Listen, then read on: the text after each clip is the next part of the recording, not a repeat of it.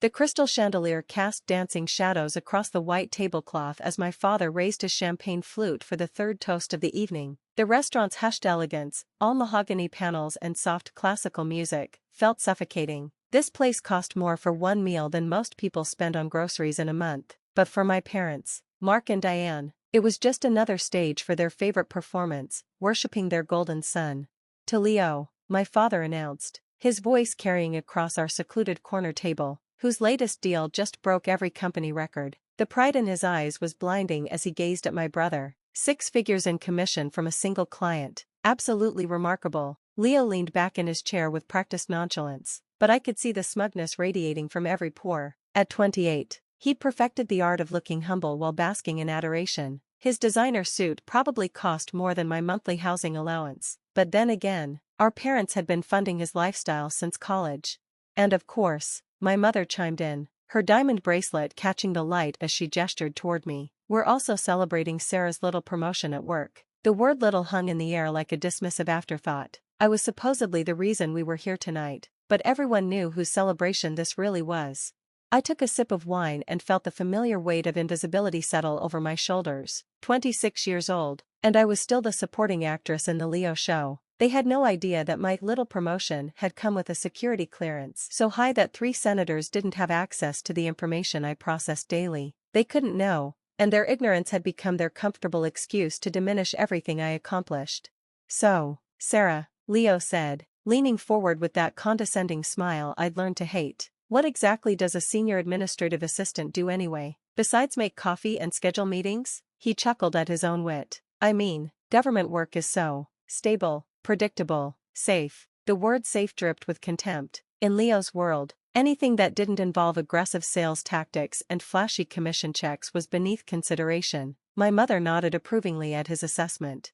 "Well, someone has to do the quiet jobs," she said with false sweetness. "Not everyone can be a star like Leo." I set down my wine glass and met Leo's eyes. For a moment, I imagined telling them the truth. That last month, I'd spent 72 hours straight coordinating a counterintelligence operation that prevented a terrorist attack on a major metropolitan area. That the meetings I scheduled were briefings with heads of state. That my administrative work involved managing assets whose identities were known to fewer than a dozen people in the entire government.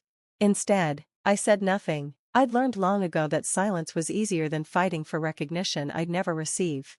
"You know what your problem is, Sarah?" Leo continued, emboldened by our parents' encouraging smiles. "You've never taken a real risk. You've never put yourself out there. You're content being—" He paused theatrically, as if searching for the perfect insult, "a glorified intern." The words hit like a physical blow, not because they were true, but because they perfectly captured how my family had always seen me. The laughter that followed, genuine, delighted laughter from all 3 of them, felt like a verdict I'd been dreading my entire life.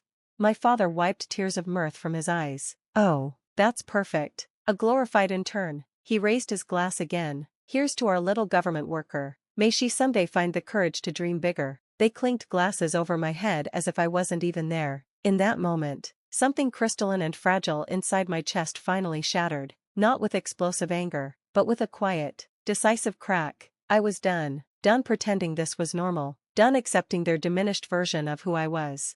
I reached into my purse, my movements calm and deliberate. They assumed I was sulking, reaching for tissues or preparing to make some tearful exit. Instead, my fingers found the weight of my secure communication device, a hardened piece of military-grade technology that looked like an ordinary smartphone to civilian eyes. The device vibrated once against my palm, not a call or text, but the specific pattern that meant only one thing: priority alpha, crisis level, all hands.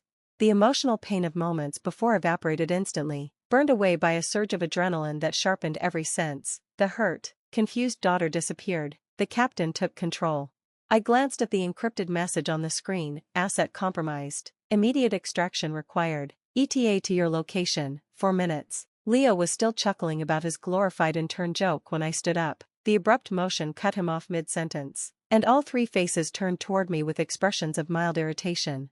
"I have to leave," I said, my voice steady and emotionless. "Work emergency." Leo's eyebrows shot up in mock concern. "Oh no, did the coffee machine break down at the office? Or maybe someone needs their calendar updated?" His grin was vicious. What kind of emergency could a glorified intern possibly have? My mother's face twisted into familiar disapproval. Sarah, you cannot just walk out in the middle of dinner. This is incredibly rude, even for you. Sit down this instant. But I was already moving, slipping my device back into my purse and stepping away from the table. Through the restaurant's floor-to-ceiling windows, I could see the first hints of what was coming, the distant glow of emergency lights painting the street in alternating blue and red. I'm sorry you feel that way, I said to my mother, though I felt no apology whatsoever. This can't wait. Leo stood up too, his face flushed with indignation. This is ridiculous. What's so important that you can't finish one dinner with your family? God, Sarah, you're so dramatic. No wonder you can't keep. His words were cut off by the screech of tires outside. Not one vehicle, but several, moving with the synchronized precision of a tactical convoy. The sound was so alien on this quiet, upscale street that conversation throughout the restaurant began to die away. Then came the rumble of heavy engines, big, serious vehicles that had no business in this neighborhood of boutique shops and wine bars. The emergency lights grew brighter, and suddenly the entire restaurant was bathed in strobing red and blue that painted the shocked faces of wealthy diners in alternating colors of alarm. My family's attention snapped toward the windows, their mouths falling open as they watched 3 armored vehicles surround the building with military precision. These weren't police cars or ambulances. These were the kind of vehicles that rolled through war zones, all reinforced steel and bulletproof glass. What the hell, my father started to say. The restaurant's ornate double doors didn't open. They exploded inward with enough force to rattle the crystal stemware on every table. 2 soldiers in full combat gear flooded through the entrance, their tactical vests and helmets making them look like something from a war zone. They moved with lethal efficiency, weapons at low ready, visors down, scanning the room for threats. The entire restaurant fell into shocked silence. Wealthy patrons sat frozen with forks halfway to their mouths, their eyes wide with terror. The maitre d' pressed himself against the wall, his face pale as parchment. Between the 2 soldiers walked Sergeant Evans, my second in command. He was out of uniform, wearing civilian clothes that couldn't quite hide the dangerous competence that radiated from every movement. His eyes swept the room with predatory focus, dismissing the terrified civilians as irrelevant obstacles until his gaze found mine. The moment our eyes met, the chaos of the room seemed to contract into a single point of perfect clarity. He moved toward me with unstoppable purpose, his boots loud against the marble floor. I could feel my family's eyes on me, their brains frantically trying to process what they were seeing. The confusion on their faces was almost comical. Their safe, predictable daughter, the glorified intern, was somehow at the center of this terrifying spectacle. Evans reached our table and stopped directly in front of me. He didn't acknowledge my parents or my brother. His entire focus was on me, his voice cutting through the stunned silence of the room like a blade. Captain, the word detonated across my family's world like a nuclear bomb. I watched the impact ripple across their faces in real time. My father's mouth fell open. My mother looked like she'd seen a ghost. And Leo's smug expression didn't just fade, it completely disintegrated, leaving behind something small and frightened. We have a situation, Evans continued, his tone urgent but respectful. The asset is compromised. We need your authorization for extraction. The team is standing by. The military jargon was meaningless to civilians, but its authority was absolute. Every person in that restaurant understood they were witnessing something far beyond their comprehension, something that operated on a level of importance they couldn't even imagine. I didn't look at my family. Didn't give them the satisfaction of seeing triumph or vindication in my eyes. The captain was in command now, and she had work to do. Brief me in the vehicle, I said, my voice calm and clear. What's our timeline? 15 minutes to contain the breach, Evans replied. We have teams positioned at all extraction points. I nodded once, crisp and decisive. Only then did I allow myself to look at my family one final time. It wasn't a look of anger or revenge. It was something far more devastating, indifference. The look you give to strangers whose opinions no longer matter. Enjoy your dinner, I said quietly. Then I turned my back on them and walked away, flanked by my soldiers. Behind me, I could hear my mother's voice, high and desperate, Sarah. Sarah, wait. What is this? What's happening? But I didn't look back.